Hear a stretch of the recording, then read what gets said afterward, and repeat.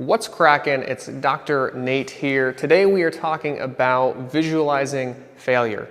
Yeah, not success. Everyone tells you to visualize success, but that is only one part of the equation. So we're talking about visualizing failure. Okay, so let's jump into it. I want to first start with this board over here, so bear with me here.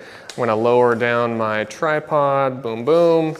All right, whoa, that was quick. All right, so we've got this little window here, right? This is what I call the expectation window. And this expectation window, you have your emotion, this little squiggly line here. At the bottom here, this is, if you're failing, this up here is your success. And typically what happens is people will, when they first start having success, they get up here, they have this emotional high, they're like, oh my gosh, this is amazing. And then the second that things get hard, they just go between this, they're just completely controlled. And I've been here, you've probably been here. Completely controlled by the ups and downs of life, right? So what is more important is that we focus on how to kind of narrow this emotional response. And I call this and there's probably some technical term for it, but emotional variability. This is a lot of variability. Like, look at that amplitude. This is a ton. People will be on top of the world if they're succeeding, and they will be just down in the dumps if they're not. So if you really want long-term success with whatever that is in, whether it's in business, whether it's in relationships, or in something else, you really want to focus on this.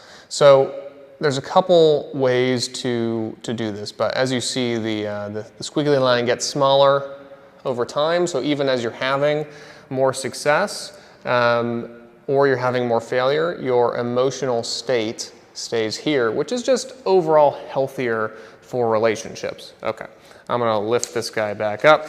Whoop, we're going up. All right, so give me a second here. I gotta grab my paper.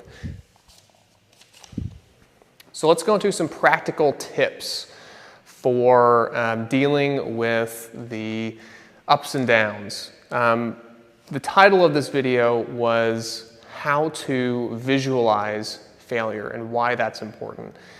I was recently listening to two different podcasts, well, actually on one podcast, but two different episodes. Tim Ferriss interviewed Steffi Cohen. He also interviewed a sports psychologist and performance psychologist, Jim Lower. I hope I said the name correctly there. But they both Steffi Cohen, who is a world champion powerlifter, I think like 25 world records or something insane, and then Jim Lower, who's coached dozens of gold medalists, Olympic gold medalists. They both talked about how visualizing failure was much more important than just visualizing success. Because if you're only seeing, you're only seeing yourself on the top of the podium or at your best, how are you going to respond when you don't succeed? And if we look over the course of business owners, athletes, just public figures that we respect, and you look at their lives, they weren't successful or they're not where they're at because they only had successes. They failed over and over and over and over and over again, but somehow managed to have the endurance to keep going. So really focusing and visualizing failure is a huge part of that. So here's some practical tips of how to do that.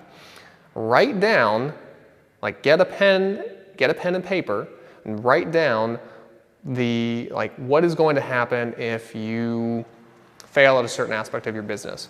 What is going to happen if you are doing really well in your rehab process, you're dealing with recovering from an injury or something, and then you have a flare-up. How are you going to deal with that?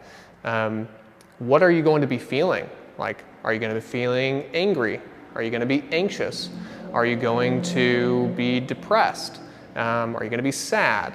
How is your body physically going to feel? Do you feel your heart rate pounding? Do you feel your carotid artery? Do you feel the blood just pulsing through there? How are you going to feel, right? Write those things down and then take a couple minutes each day to try to feel what that would feel like. And then a really important next step is to actually practice what you would do next. Right? Are you going to go work out? Are you going to go meditate? Are you going to do some different action plan for your business? Do you have a resiliency plan if you're dealing with an injury to figure out how to decrease some of the pain you're having? There are different practical strategies to address that, and it's something that not enough people do. You know, we're riding high, and then all of a sudden things come down and we don't even have a plan. And you can't be successful in the long term in anything if you don't have these stopgaps in place and these action plans for negative events. So that's what I wanted to share with you guys today. I think I got everything. Yep, I hit it all. How about that? My only question to you is, do you practice this? Leave a comment below. I want to know how you practice this, if you practice it, what you're dealing with, and please subscribe to this channel and like this video if you got something out of this. I'd love to hear your comments below, and until next time, stay strong, stay resilient, and have a great day.